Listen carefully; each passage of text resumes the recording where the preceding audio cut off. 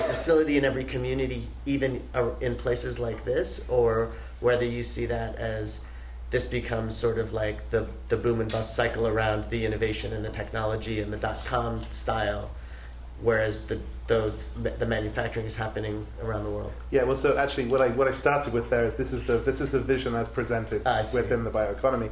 I think the reality is you probably won't get biorefineries dotted across the landscape across the US. What you'll have is a rush to the cheapest sugars.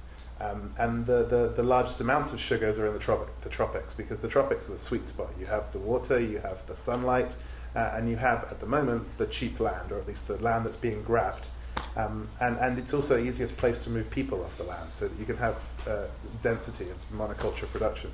So what we're seeing now is that these companies aren't building biorefineries across the US, they're building biorefineries in Brazil.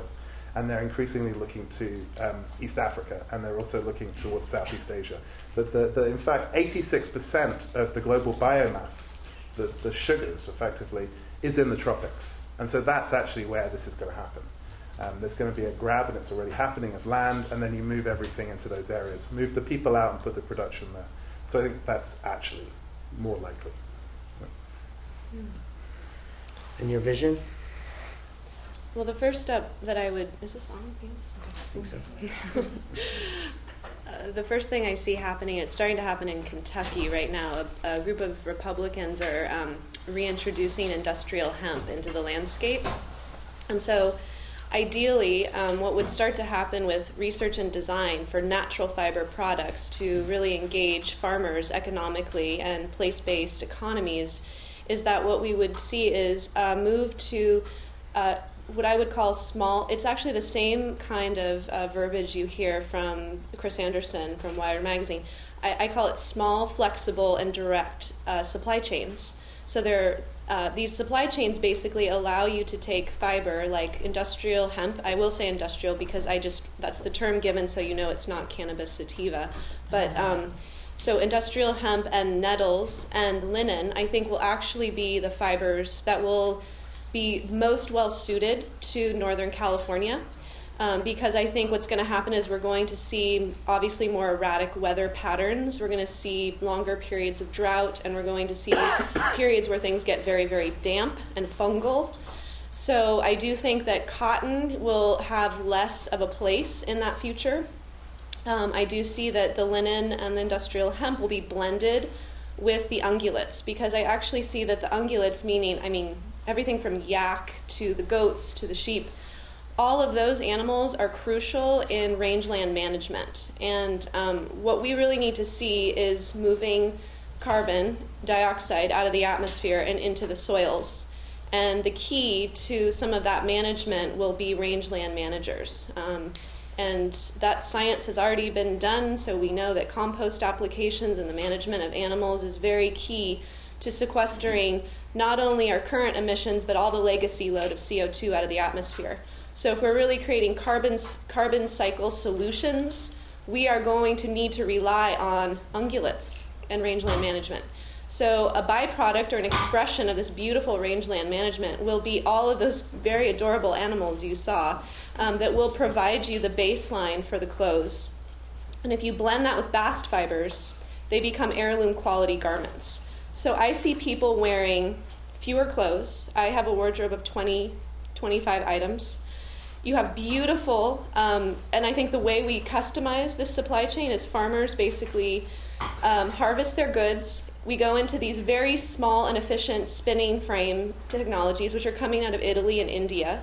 And we can spin fiber very quickly. And then we're going to use actually old looms from the early 1900s. We're finding looms in people's basements in Pennsylvania and North Carolina. And those technologies are static and wonderful. We bring these looms back into play. And what we have is a fully vertically integrated facility for textile production. We have, I call them worker-owned sewer spaces. They're already popping up. The Oakland Makers and the 25th Street Collective in Oakland, very wonderful worker-owned sewing co-ops. So they'll be getting cloth that is directly coming from the farms, being spun, being knit, being woven right into the maker spaces, and then direct to you. So I see local clothing production getting fast, efficient, and also everyone will have and actually mass customization. I mean, this is what the other industrial revolution talks about. But I think we'll be able to measure everyone's bodies very perfectly with some of the software is quite good. And we'll be able to understand exactly how to customize a garment from you from farm fresh fiber. No need for any kind of genetic modification of anything. So, and I see these fiber sheds dotting the landscape. And so one last thing I'd like to say is everywhere you go, every region that has a different, I would say, rainfall and relationship to, I guess you'd call them sunsets, bioregion zones or floristic provinces. Every floristic province you go to will have actually a different type of clothing. So as we travel through communities, we will be kind of awakened and enlivened to a new visual narrative. You will be wearing the visual narrative of place. And when you go to New Orleans, they'll be wearing the visual narrative of place. And I think these kinds of place-based economies will be extraordinarily beautiful. And I think they're going to be extraordinarily empowering to the makers and the farmers within them. So. Can you say a little bit, Rebecca, about how you see this?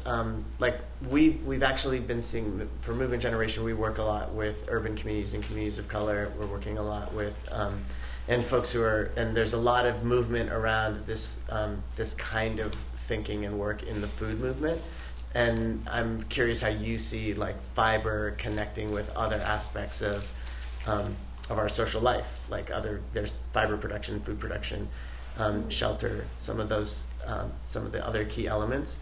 I think one of the things that we always grapple with is the scale question, because people are asking us to answer the question of the problem created by the economy we have, which is how do we provide everybody on the planet everything that we have, which is the problem we created, not the problem we're trying to solve.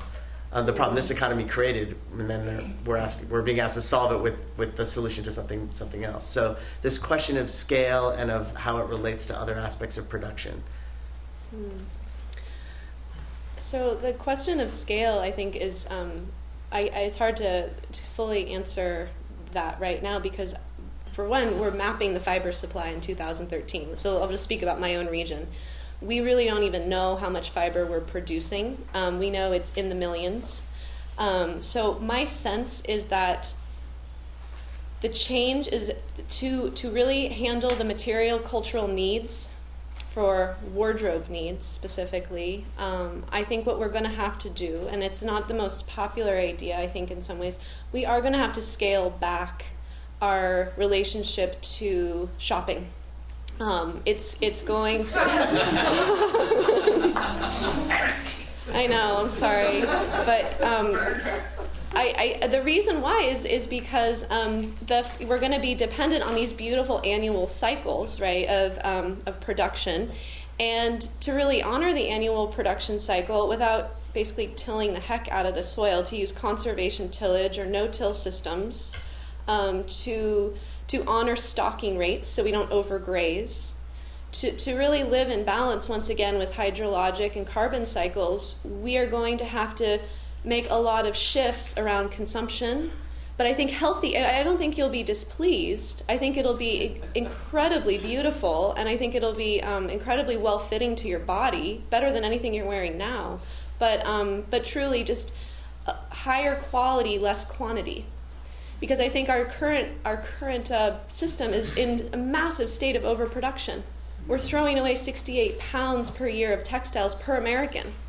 So you have way more than you need, and somehow we're still unsatisfied because we keep shopping. So I think that is going to shift. And that's one of the issues of scale. It's all these behavior changes that coincide with means of production change. And I think that behavior, and then the ritualistic kind of community projects where, yes, your clothes may fade if they're dyed in dock root or burdock or dandelion leaves, but every year you could come together for the re-dyeing process. So every year I have these beautiful gatherings where everyone comes together and re-dyes their clothes in the toyon when the toyon's ready for harvest. So you start to see all of these cultural shifts where we get together as part of the means of production, as part of the means of refurbishing and repairing and recycling. We come together again as a community. And I think those kinds of cultural shifts will be really, I'm looking forward to them. So I'm gonna. I'm gonna bridge between a question that I have that also has come up multiple times in the cards. You talked about the use of soil and compost for carbon sequestration and addressing climate, and you referenced environmental issues, and these are the exact same promises that are being made from the synthetic biology and the bioeconomy and the geoengineering, all of this sort of new industrial revolution. They're saying they're going to do the same things. In fact, the whole point is that they're calling it green technology. So, Jim, you can start and maybe you can rip off of each other. How do you tell the difference? Like, how do you know what's actually a clean or green technology in the context of what we're trying to address, ecological erosion and social disintegration? How do you know one from the other? Yeah, that's an interesting question. You don't just accept what you're told. I think that's the first thing. And that's been for me. That's been an interesting journey looking at the claims around synthetic biology. So the first projects in synthetic biology to really begin to sort of appear about 7 or 8 years ago were about biofuels. And we will use synthetic biology to move away from petroleum and fossil fuels to biofuels, and this is a green shift because obviously biofuels are lower carbon and they're green and they use plants and so forth. And I have to say, initially when I looked at that, I was like, oh, that's probably true, eh? Probably true. And then you dig into that a little bit, and you say, well, what are biofuels really? And of course, you learn that they're sugar and that they're sugar-based, and the sugar production is actually, besides being deeply unequal, it requires a large amount of inputs, agrochemical inputs. It's monoculture production. It requires a lot of change of disturbing the soil. In fact, disturbance of the soil is what releases a large amount of carbon dioxide, and that's probably actually the major source of greenhouse gas emissions. So you then begin to put those two things together. Well, yes, so on the one hand, you'll burn fossil fuels that have been underground. On the other hand, you disturb soil. You're also going to release greenhouse gases. And then you begin to sort of dig into some of the assumptions. The assumption with biofuels is that yes, you will release CO2. In fact, when you burn a biofuel, it releases roughly the same sort of CO2 at the tailpipe as a fossil fuel. It's a carbon source. Sometimes it's very bad, quite bad releases. But the assumption is it's going to be resequestered by a later regrowing of the crop. And then that depends what the crop is. Increasingly, what was happening with synthetic biology, a lot of the focus is on trying to use wood chips and forest biomass. And there you're talking about taking something, if you can do that, which is where they're looking, if you take something like an 80-year-old tree and you turn it into biofuels and you burn it, then it's going to take you 80 years to resequester that. And well, that's no good. 80 years you've gone a long way down. And on top of that, you've changed, you've released carbon from the soils and so forth. So the assumptions about carbon neutrality just aren't there. And then on top of that, there's a bunch of other impacts.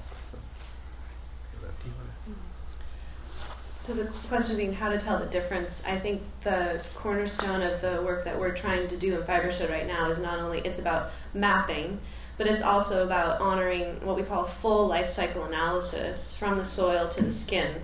And watch for that. Watch for people who are really honestly accounting for the impacts of their goods.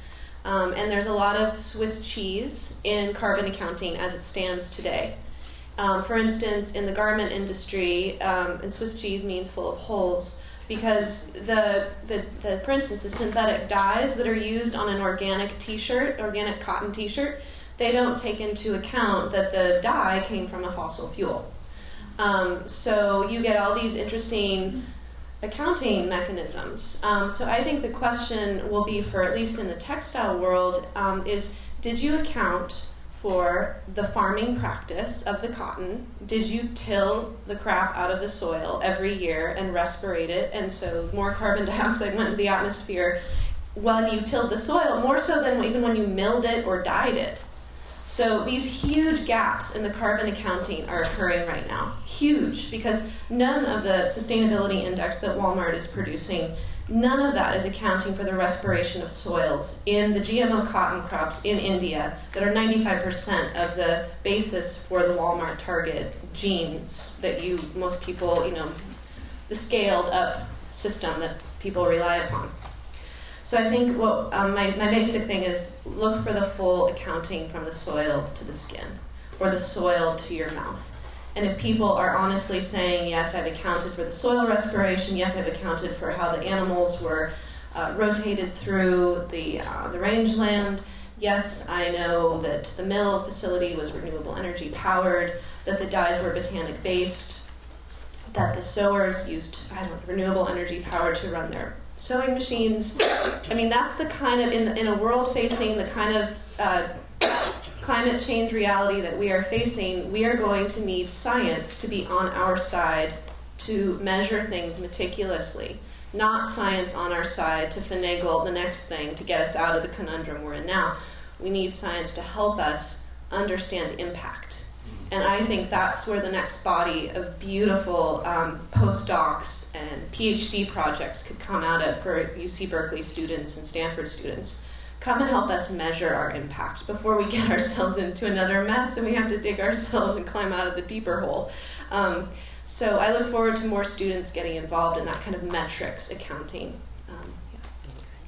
So I'm going to shift gears a little bit. There's several questions here around work and labor and jobs, which gets back to the scale question. One thing I wanted to add a little bit, like one of the things that we've been thinking about and have shared, taken ideas from lots of other folks, is like what's the criteria for telling whether something is actually clean or green or resilient? And we talk about decentralized, which is a little bit what you talked about. Diversified, meaning it's like what's appropriate to the place, and that there's lots of different answers. That it's democratized, which I think is the key, one of the most important pieces, and kind of gets us into the work piece. And of course, that we have to damper down, that we're going to have to consume less. So that's just like you ask yourself: is this going to increase democracy? Is this going to increase access through decentralization? So solar could be a very useful sort of bridge if it's at a certain scale versus not at a certain scale. So those kind of questions come up for us a lot. So again, back to the scale question, there's a lot. I want to ask kind of two parts of this question. One is sort of there's a question here about how much labor and work is there in the input around fabrics and how much work are we talking about creating? Because the trouble that we come up against, the thing that we get pushed back on is they're proposing a multi-million-dollar construction project that will have this many jobs, and we're offering a new way of thinking about work. So how do we address that and reconcile that, and have you both grapple with that a little bit? And then the other piece of this is slightly different, but those promises, those claims that they're making are based on promises about what they can do, and there's a question about what are actually the barriers in their way. What are the limits that you see in the promises that synthetic biology and the new industrial revolution is gonna make? So I'm going to ask you to start around the work and the input. Okay. So for the work piece, what I can easily promise right now is a lot of work. If anyone out there is interested in who's a mechanical engineer or wants to become a machinist or a combination thereof, we really need the Renaissance, the Renaissance machinist, the Renaissance engineer, to work with the kinds of systems that Fibershed is redeveloping. So we need mechanical engineers who understand the pulleys, the levers, the simple machinery. Most of the spinning frames and the carding equipment and the opening equipment it's all 50 to 100 to 200 years old. So when I think about rebuilding a processing plant for California's wool supply, a lot of the machinery I'm looking at, minus a few pieces which have been modernized, I'm looking at digging things out of basements and things that, there's even a few looms I saw that were pictured that went on the back of an elephant into northern India. There were our Draper looms that were out of North Carolina, and they got sent overseas in the 80s, and we're looking at bringing them back.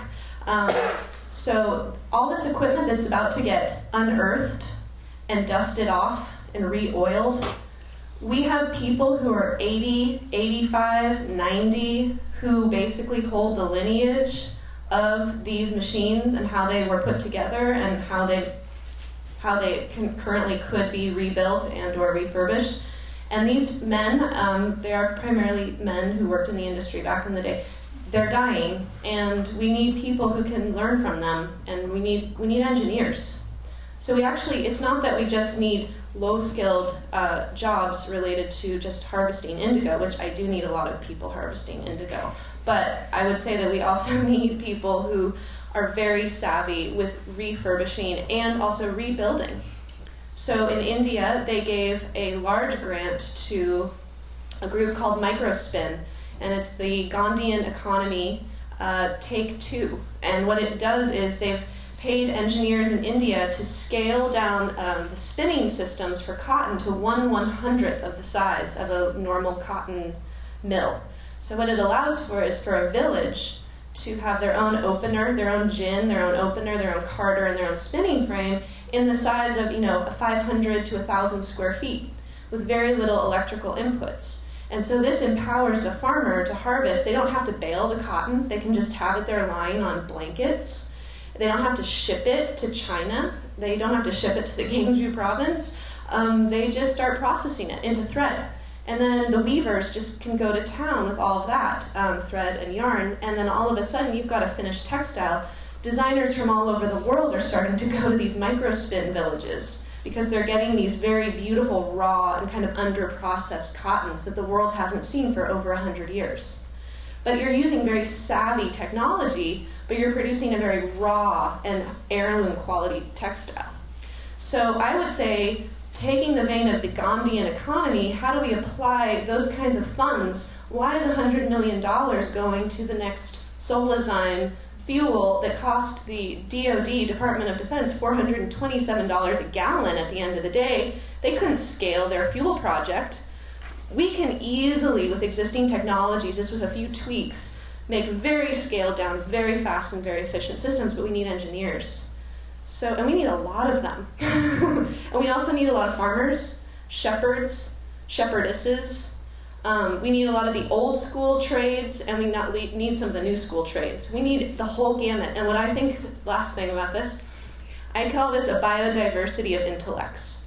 So if any of you have children and you understand, one came out and is really interested in Legos, and the other one came out and really likes to draw pictures of fairies, you've got basically two very different intellects, and you can see it when you're a parent.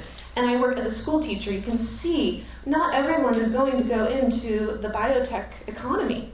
We are going to sever a huge amount of the intellectual capacity of our society into the margins if we do not diversify the kind of jobs out there in the community. So we need a little bit of everything, and Fibershed offers that. And I do not think the bioeconomy does. That's great. I think that term, the biodiversity of intellect, is a very useful way of thinking about this question of knowledge, of labour, because it's about what types of labour and what types of knowledge you're going to value and give, remunerate. And so if I think about synthetic biology, what we're seeing now is this build-out of labs here in the East Bay, but actually across the whole Bay Area.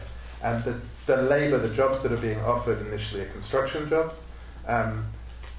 The jobs in the labs, it's fairly limited, and I think that's kind of recognised by the communities in which these labs are being put. The hope is rather that there might be some sort of tertiary jobs around providing lattes to the workers and providing parking and things like that. It's not so much the jobs in the lab that's going to serve the communities where the labs are being put. But even, I think, if you go to the labour in the lab, there's something interesting about synthetic biology, which is that it's digital. And as we've seen across the digital economy, production also gets digitized and subject to sort of an artificial intelligence approach. So whereas initially genetic engineering, and this is true for early synthetic biology, was a kind of bespoke artisan process, and you could say that genetic engineers were artisans and labourers, that's being replaced by a robotic approach. The idea that you can now produce in a robotic system potentially millions of different species in a day in a kind of random mix and match way, and then just scan through them to find the species that seems to do the thing you want to do. A large area of synthetic biology is known as in silico evolution.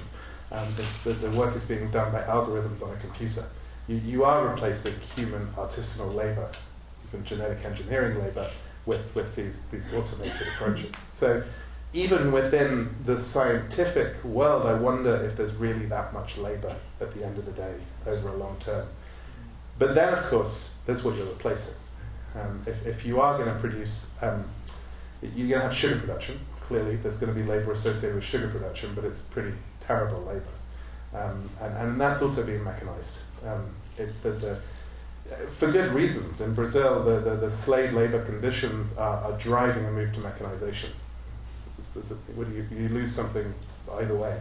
At the same time, if Evolva can produce, and they could theoretically produce the world's production of natural vanilla in one fermentation vat or a couple of fermentation vats, what does that mean for the labour of 200,000 vanilla workers in Madagascar?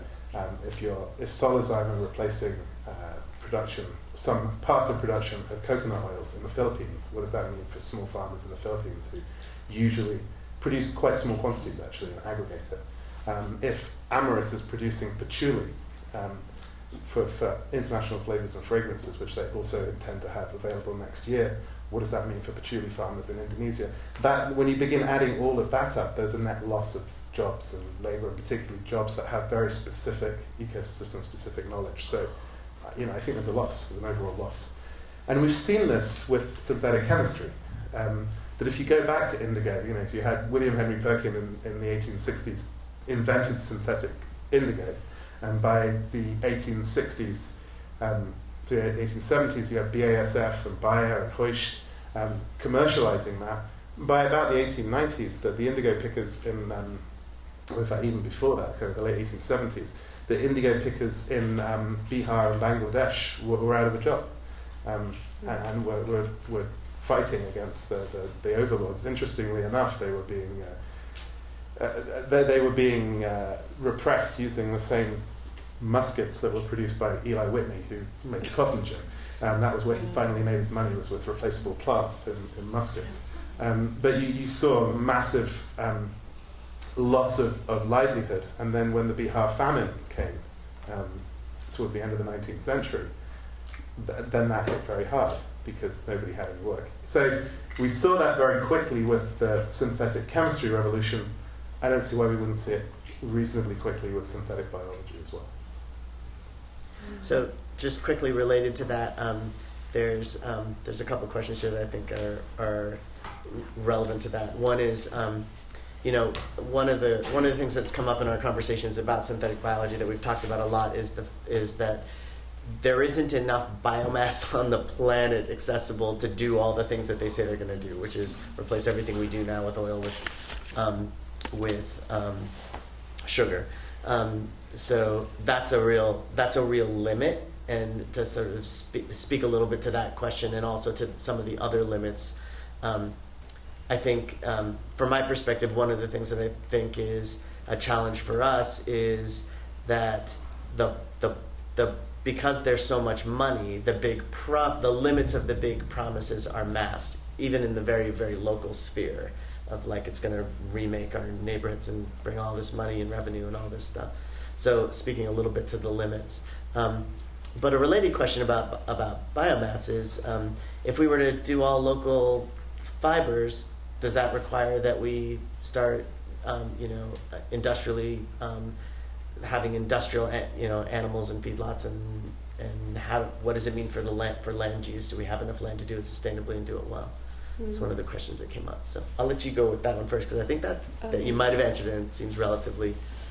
The land use question is something that we're just mapping the stocking rates related to acreage in our survey. So at the end of 2013, Fibershed will have an analysis of how shepherds or landowners are currently managing their flocks. And just if you were confused at all, because I didn't mention this, how sheep farmers are making their living now is through meat and dairy.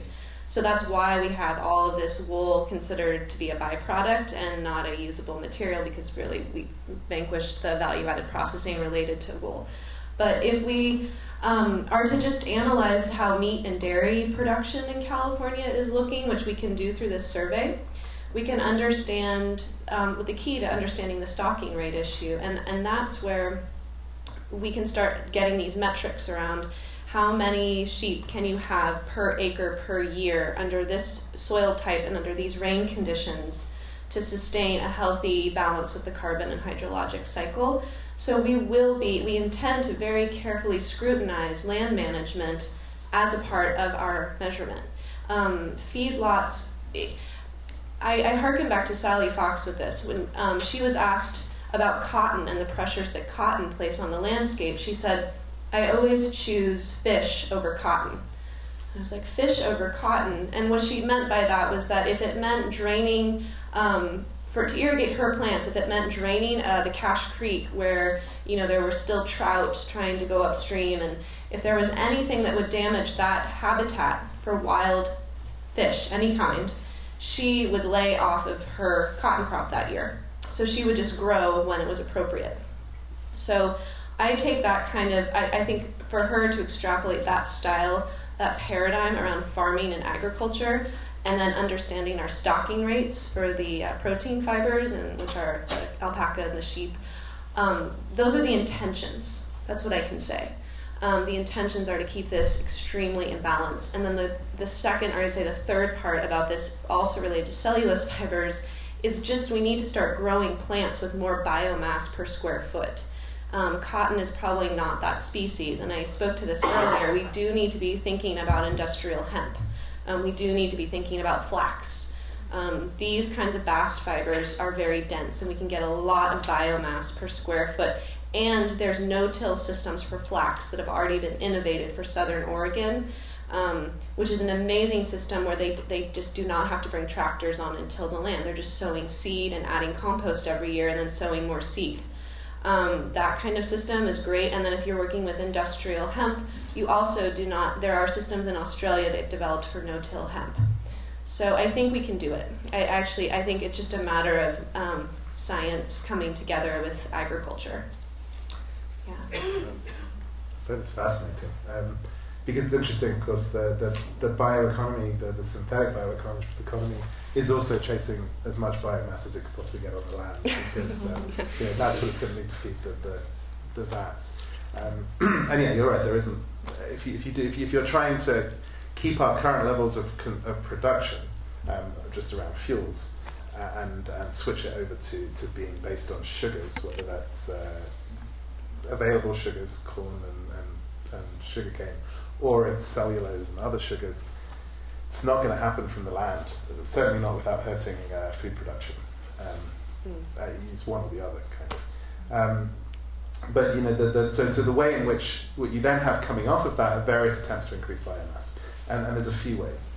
One is you try to put monoculture productions that maximize biomass in places where it currently isn't, and these are so-called marginal lands in the tropics. Now, marginal lands are where farmers, real people farm. The idea is we'll introduce new genetically engineered crops that will work on saline soils, or that will work on dry soils, or that will work on wet soils.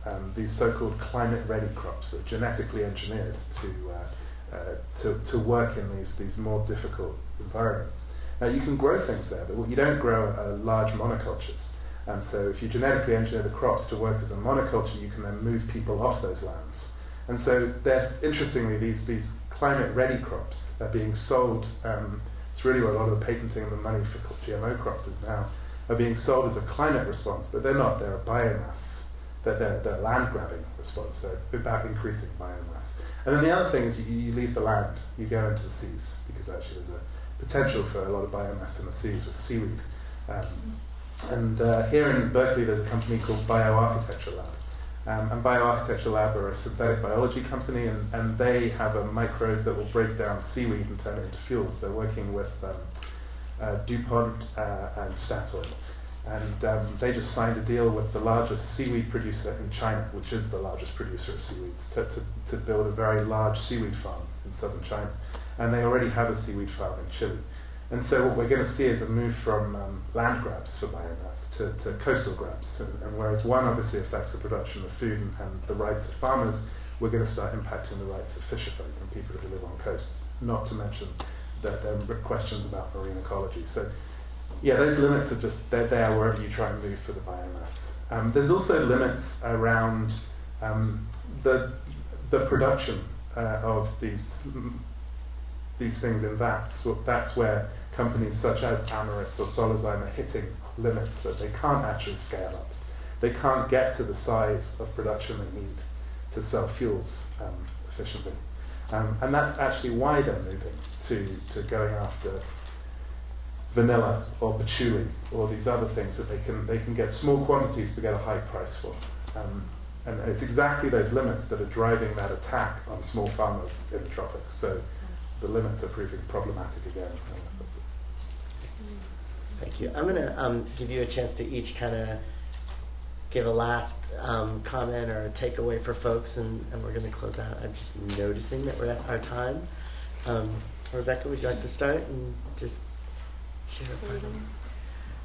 Well, thank you all for coming tonight, and and it's just been a beautiful experience for Fibershed, for myself representing Fibershed, to be in a room where we're kind of looking at the dark side along with the other side. I mean, to posit, I mean, there's a lot of overlaps though, right? There's some. So I think that for us to be in conversation right now and to posit these two futures next to one another, and to allow all of you to have this opportunity to start thinking critically about, I would say, to start with tomorrow, your next meal, your next purchase.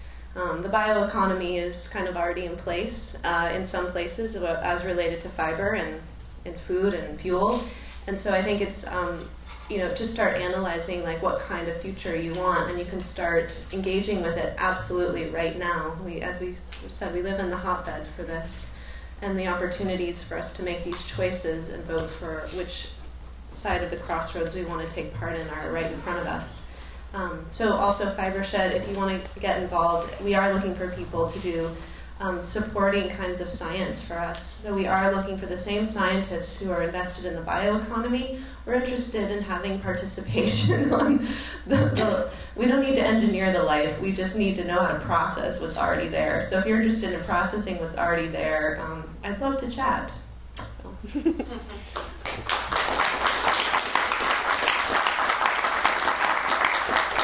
I'd also like to thank everybody for coming out and listening. And I don't think we managed to get into much of a conversation, so hopefully there'll be more of this online. I think there's going to be something through SanBioWatch.org. I think the reason why I was excited about this conversation, I'm even more excited listening, is that it lets us talk about some of what potentially could be scary or depressing trajectories we're on in a propositional way. That it's one thing to say here's a bunch of plans that are unfolding that ultimately are unjust and unsustainable, but it's far more exciting to say, and here's a bunch of other plans that are very well realized, that require very, very clearly defined and concrete bits of work, but that have very clear benefits and outcomes and move us in a different direction. So I'd love to see that conversation continue across the rest of the production economy, with the so-called new industrial revolution as a counterflow, and how we move that forward. So thank you. Thank you.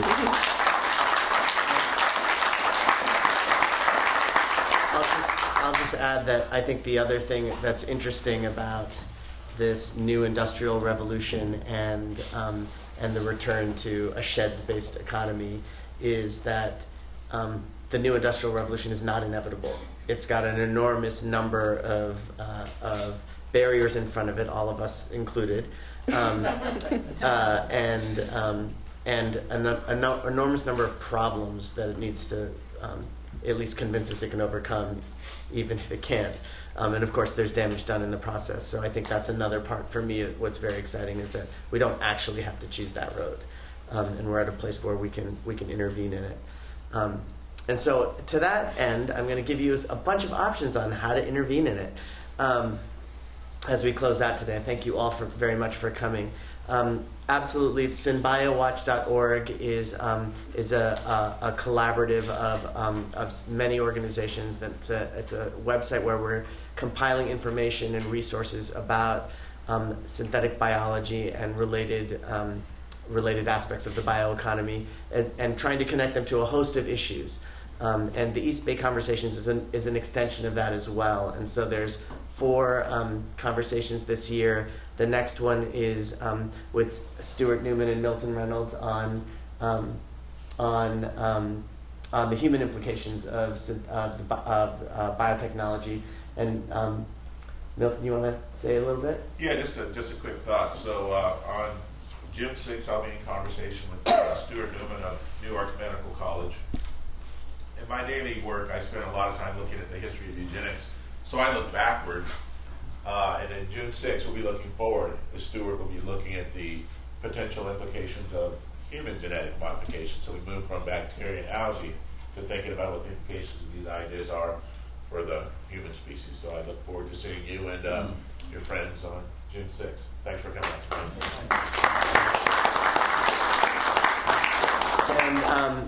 And also from SynBioWatch, you can get to a number of the organizations who are engaged in this project together, including Friends of the Earth, which is engaging in campaign work, etc. group, Fibershed, Movement Generation, and find out how you can get engaged in this work. There's lots of stuff happening locally. Folks in West Berkeley are here who are fighting the labs.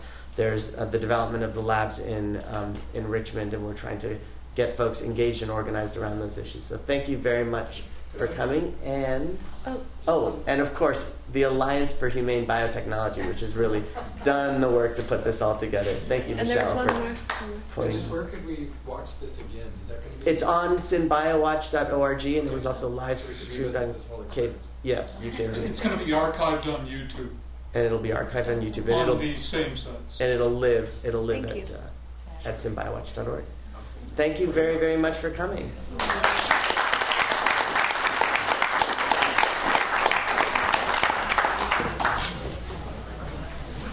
Thank you both so much. Great. That's a lot. That's really awesome. The level of detail in which you're developing, it's the pretty Fibershed cool. is inspiring. Yeah, it is. It's really like something. I didn't understand the scale of it until I was really blown away by the math you did on the lab. We need to do more of that. The cost or the jobs. Yeah, the jobs and the cost. It's like 200 jobs, 5,000. Yeah, exactly. It's 25 times the jobs. And it's democratized ownership. Yeah, it's worker ownership. It's a way of addressing it. It's what we talk about aggregation of scams. Oh. I don't think so. Can you tell people the team posters in South Carolina? Oh, yeah. Hey, folks, we also have posters. Oh, wow. There's